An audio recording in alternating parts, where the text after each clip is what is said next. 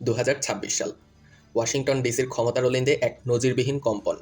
President Donald Trump একটি ফাইলে সই করলেন যা যুক্তরাষ্ট্রের গোয়েন্দা সংস্থাগুলোর ভিত নাড়িয়ে দিয়েছে।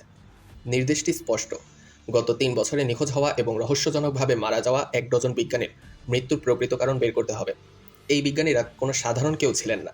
তারা ছিলেন আমেরিকার কোয়ান্টাম নিউক্লিয়ার এবং ডিপ স্পেস প্রোগ্রামের মেরুদণ্ড। কেন তারা একের পর এক হারিয়ে যাচ্ছেন? এটি কি কোনো এক বিদেশি শক্তির কাজ, নাকি আমরা এমন কিছু আবিষ্কার করে ফেলেছি যা খোদ আমাদেরই অস্তিত্বের জন্য হুমকি? গল্পটা শুরু হয়েছিল 2023-এর শেষের দিকে। প্রথমে এটিকে নিছক দুর্ঘটনা মনে করা হয়েছিল, কিন্তু 2024 সালের মাঝামাঝি নাগাদ সংখ্যাটি যখন 5 পর্যন্ত ছাড়িয়ে যায়, তখন নড়ে চড়ে বসে পেন্টাগন।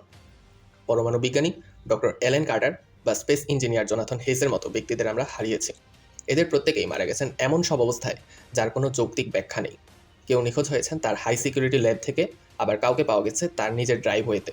অথচ সিসিটিভি ফুটেজে কোনো খুনিকে দেখাই যায়নি। আসুন আমরা এখন কিছু কেস স্টাডি করি ঠিক কী ঘটেছিল তাদের সাথে। Case number 1, doctor Marcus read, the fusion genius. 2024 সালের অক্টোবর মাস, লস অ্যালামোস ন্যাশনাল ল্যাবরেটরি থেকে কাজ সেরে বাড়ি ফিরেছিলেন ডক্টর মার্কাস রিড। তিনি ছিলেন ক্লিন এনার্জি বা দূষণহীন পরমাণু শক্তির অগ্রপথিক। তার দাবি ছিল তিনি এমন একটি কোয়ান্টাম মেকানিজম তৈরি করেছেন যা দিয়ে 1 গ্লাস পানি থেকে পুরো নিউ ইয়র্ক শহরকে 1 মাস বিদ্যুৎ দেওয়া সম্ভব। কিন্তু সেই রাতে মার্কাস আর বাড়ি ফেরেননি। তার গাড়িটি হাইওয়ের পাশে পাওয়া যায়, ইঞ্জিন চালু ছিল, মোবাইল ফোনটি সিটে পড়েছিল, কিন্তু মার্কাস নিখোঁজ। অদ্ভুত বিষয় হলো, পুলিশ যখন তার ল্যাবে পৌঁছায়, তারা দেখে তার সমস্ত ডিজিটাল ডেটা অটো ডিলিট হয়ে গিয়েছে, যেন কেউ রিমোট কন্ট্রোল দিয়ে তার অস্তিত্বই মুছে ফেলেছে। ট্রাম্পের ইনভেস্টিগেশন টিম দাবি করছে নিখোঁজ হওয়ার মাত্র 3 ঘন্টা আগে তিনি তার স্ত্রীকে এমন একটি মেসেজ পাঠিয়েছিলেন যেটা শুনে তাদের একদম হুঁশ উড়ে গিয়েছিল। সেই মেসেজে ছিল, I found the source, they are coming. কারা আসছিল মূলত তার কাছে? কোনো বিদেশি গুপ্তচর, নাকি এমন কেউ যারা চায় না পৃথিবী বিনামূল্যে শক্তি পাক? কেস নাম্বার 2, ডক্টর এলেনা সোলভ, দ্য স্যাটেলাইট ভিশনারি। 2025 সালের মার্চ মাস, ফ্লোরিডার ক্যাপ ক্যানাভেরালে একটি অত্যন্ত গোপন স্যাটেলাইট লঞ্চের প্রধান দায়িত্বে ছিলেন ডক্টর এলেনা সোলভ। তার বিশেষত্ব ছিল স্পেস বেসড সিগন্যাল ডিকোডিং। মৃত্যুর মাত্র 2 দিন আগে তিনি তার সহকর্মীদের বলেছিলেন তিনি ডিপ স্পেস থেকে এমন কিছু সিগন্যাল পাচ্ছেন যা মানুষের তৈরি কোনো স্যাটেলাইটের নয়। ঠিক তার পরের দিনই এলেনাকে তার বাড়ির বাথটাবে মৃত অবস্থায় পাওয়া যায়। ময়নাতদন্তের রিপোর্টে বলা হয়েছে কার্ডিয়াক অ্যারেস্ট বা হার্ট অ্যাটাক, কিন্তু এলেনা ছিলেন একজন ম্যারাথন রানার, যার কোনো হার্টের সমস্যাই ছিল না। ট্রাম্পের নিয়োগকৃত নতুন ফরেন্সিক টিমের দাবি, এলেনার শরীরে একটি ন্যানোটক্সিন পাওয়া গিয়েছে যা হৃৎপিণ্ডকে কয়েক সেকেন্ডের জন্য থামিয়ে দেয় এবং পরে রক্তে মিশে অদৃশ্য হয়ে যায়। তিনি কি এমন কোনো মহাজাগতিক সংকেত শুনে ফেলেছিলেন যা শোনার অনুমতি আমাদের কারোরই নেই? Case number 3, doctor Jonathan Hayes, the hypersonic master.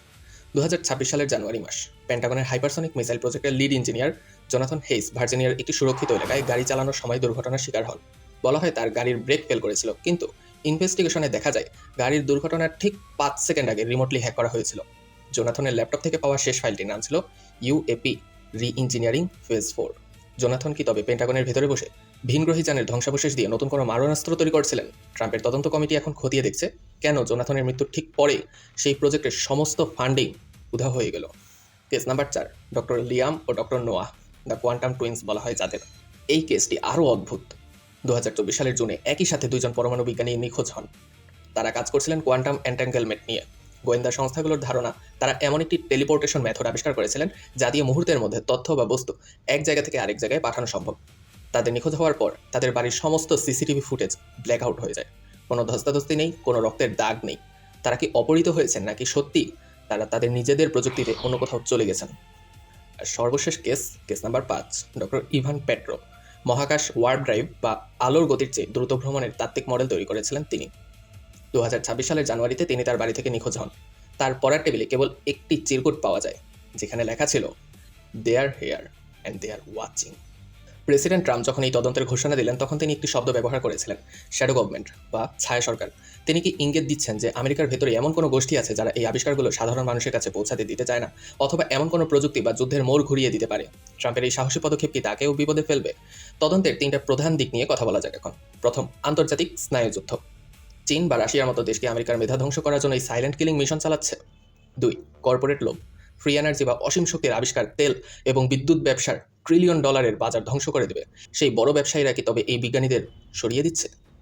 3, সবচেয়ে রোমাঞ্চকর ও ভয়ঙ্কর থিওরি হলো, এই বিজ্ঞানীরা মহাকাশের এমন কোনো গোপন দরজা খুলে ফেলেছিলেন যা অন্যরা চায় না আমরা খুলি। সালের এপ্রিল মাস পর্যন্ত আরও 2 জন বিজ্ঞানী নিখোঁজ হওয়ার খবর পাওয়া গেছে। FBI এবং CIA এর মধ্যে এই তদন্ত নিয়ে ঠান্ডা লড়াই চলছে। অনেক বিজ্ঞানী ভয়ে চাকরিই ছেড়ে দিচ্ছেন, আবার অনেকে আত্মগোপনে চলে যাচ্ছেন। আমেরিকার বিজ্ঞান গবেষণার এই শূন্যতা কি তাদের কয়েক দশক পিছিয়ে দেবে? সত্য কখনোই চাপা থাকে না। ডোনাল্ড ট্রাম্পের এই তদন্তের ফাইল থেকে যদি 10% সত্য বের হয়ে আসে, তবে তা পৃথিবীর মানচিত্র বদলে দেবে। এই বিজ্ঞানীরা আমাদের ভবিষ্যতের জন্য জীবন দিয়েছেন, তাদের রক্তের ঋণ আমরা কিভাবে শোধ করব? হয়তো এর উত্তর আমাদের পৃথিবীর বাইরে কোথাও লুকিয়ে আছে। এই বিজ্ঞানীরা নিখোঁজ হওয়ার আগে প্রত্যেকে একটি সাধারণ বিষয়ে কথা বলেছিলেন: ডিসক্লোজার। তারা মহাকাশে এমন কিছু দেখেছিলেন যা সরকার লুকানোর চেষ্টা করছে। পরবর্তী ভিডিওতে আমরা সেই সত্যটি উন্মোচন করব। আমাদের পরবর্তী বিষয় দ্য এলিয়ান ডিসক্লোজার। মহাবিশ্বের সবচেয়ে বড় রহস্য জানতে আমাদের চ্যানেলটি এখনই সাবস্ক্রাইব করে বেল আইকনটি চেপে দিন। দেখা হচ্ছে পরবর্তী পর্বে। ধন্যবাদ।